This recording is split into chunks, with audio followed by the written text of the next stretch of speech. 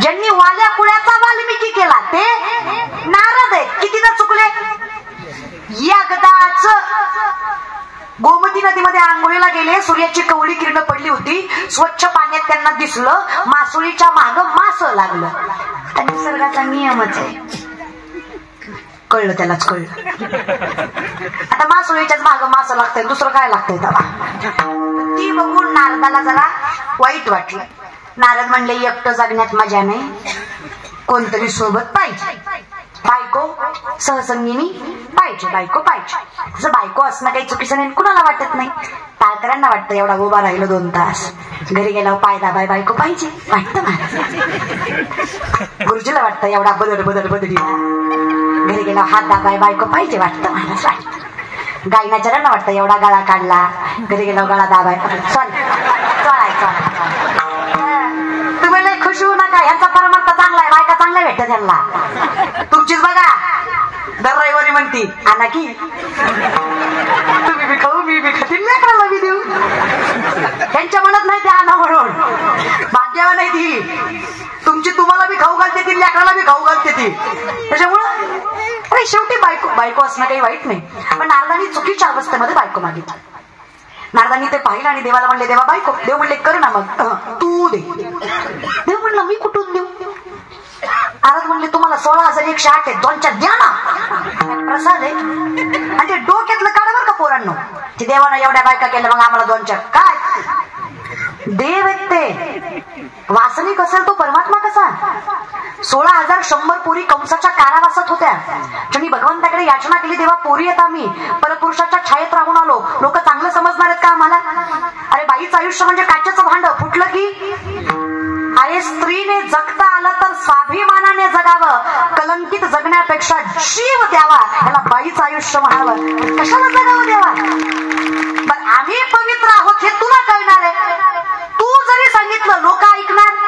सीताबाई तुमची पत्नी होती तरी लोकांनी ऐकलं. आमच्या बाबतीत कसं ऐकतील. देवाने सांगावं चूक नसताना शिक्षा होत असेल तर मी परमात्मा कसा.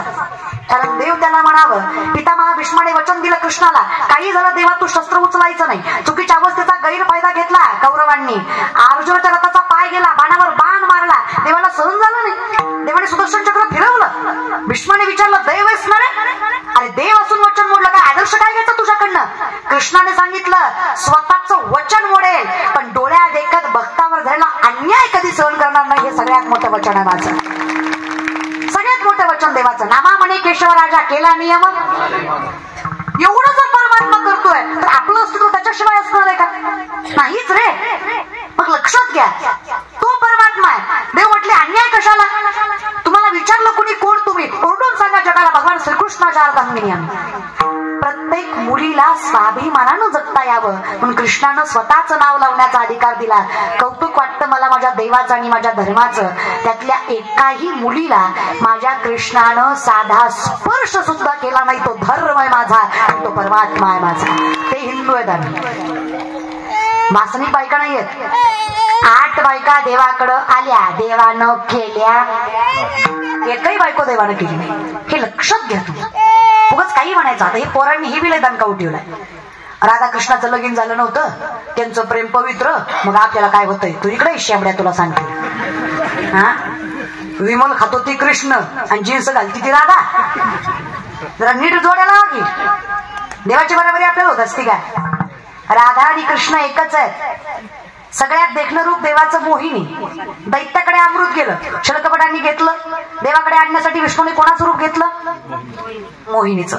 फार देखणं असाच देखणं. शंकराचार्य सांगतात ना मधुरम मधुरम वैतनम मधुरम नयनम मधुरम हसितं मधुरम हृदयं मधुरम गमनं मधुरम मधुराधिपति अखिलं मधुरम मधुरम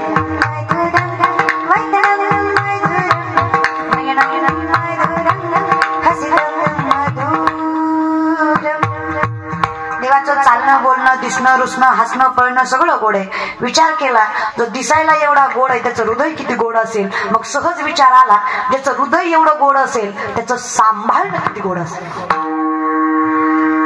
नोहे सारिता लग्न मिळविता मिठी पडली पंढरी राया. आपोआप माझे चित्त तुझे, आपोआप मन तुझ्या जवळ गेलं रे देवा. आपोआप एवढा संभवतो म्हटलं काय अजून अजून काय अंतर द्यावं सांग ना देवा तुम्हाला, अजून काय अंतर द्यावं तुला.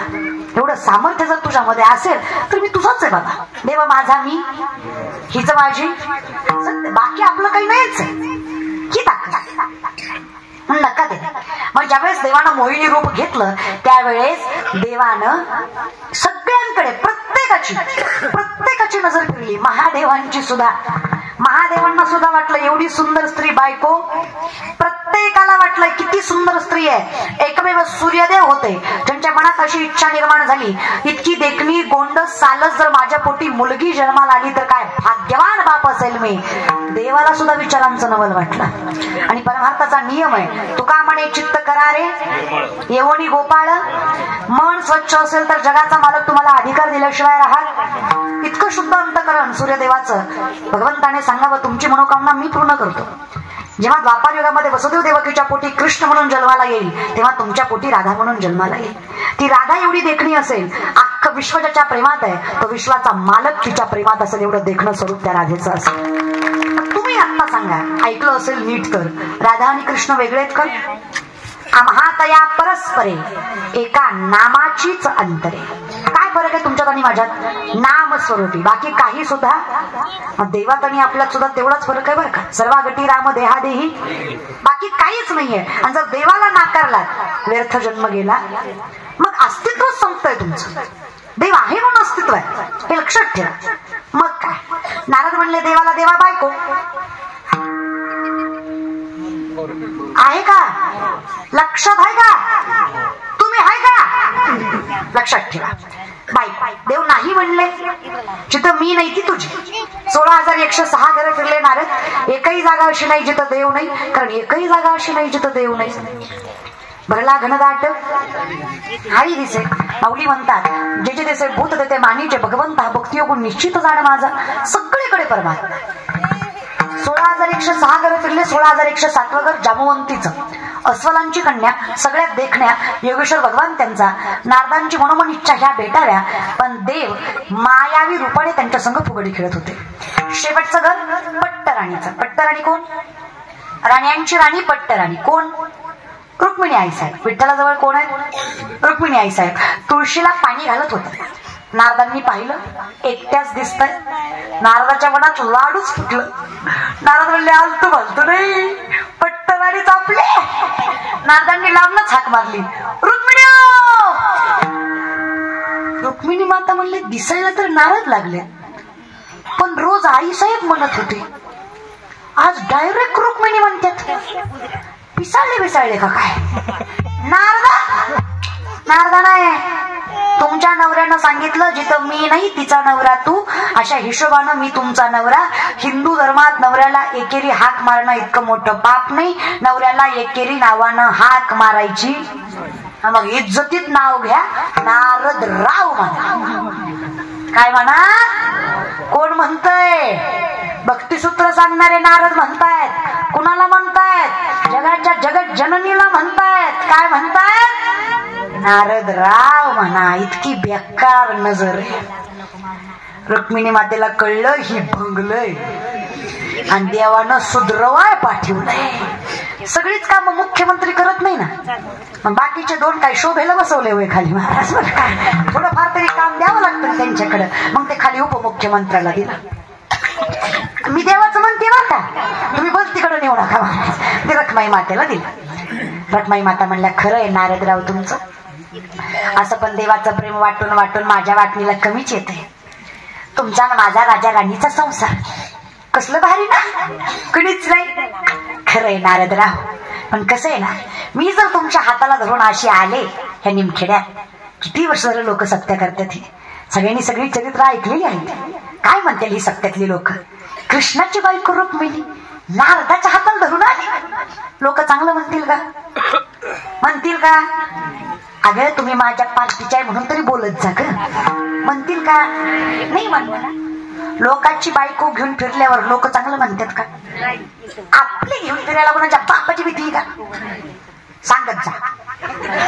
कळलं त्याला, कळलं महाराज. ते असं असतंय. मग आपण काय करू म्हणे, विधिवत लग्न करू. मी देवाच्या नावाची माळ काढते आणि तुमच्या नावाची मी विधीची तयारी करते. तोपर्यंत तुम्ही पुढच्या संगमेश्वराच्या कुंडात जाऊन आंघोळ करून या. रुक्मिणी मातेनं गोड बोलून नारदांना अशा कुंडात पाठवलं जे पार्वती मातेनं शापित केलं होतं.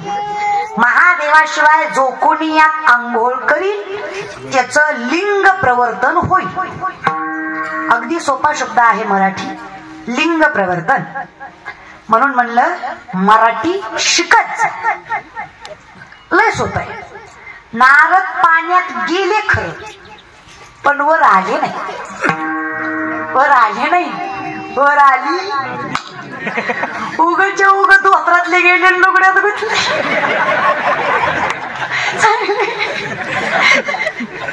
चांगले नारायण नारायण करीत होते. चिपळ्या गेल्या, बागड्या आल्या.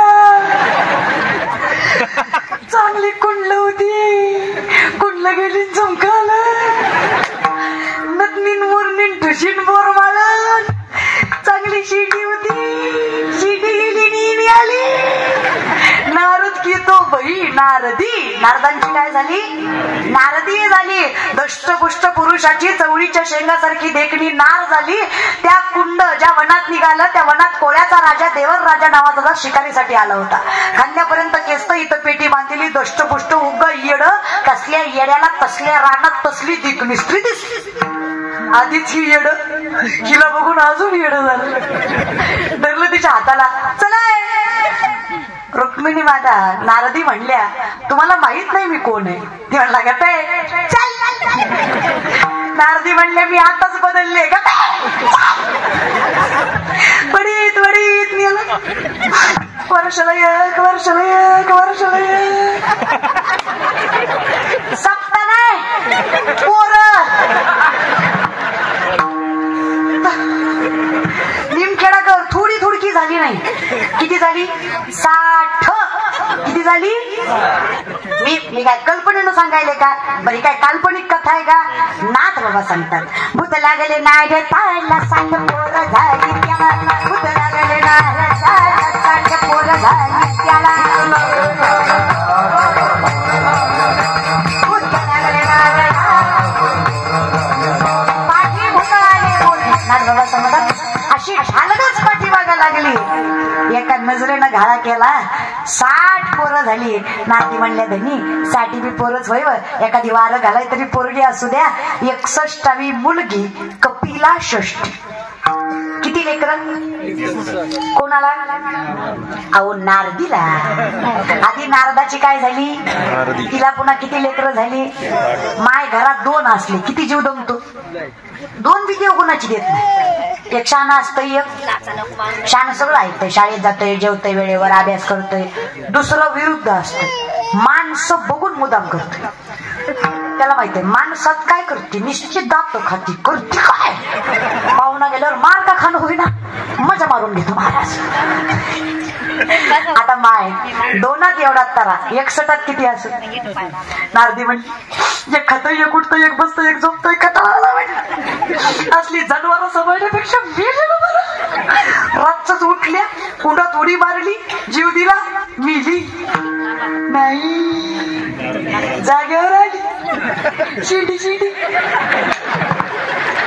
पुन्हा धोत्रातलं लुगड्या, पुन्हा लुगड्यातलं धोत्रा.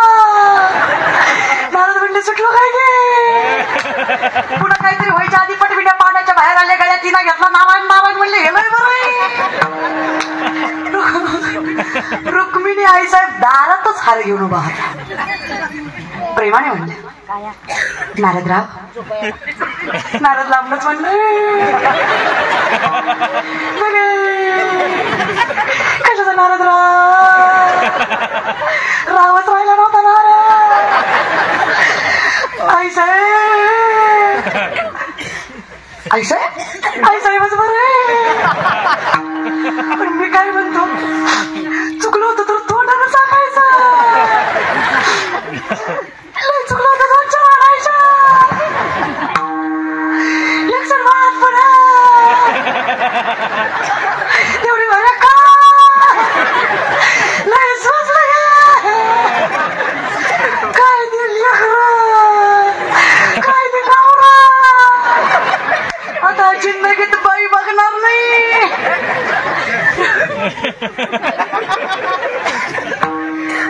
रुक्मिणी आई साहेब म्हणल्या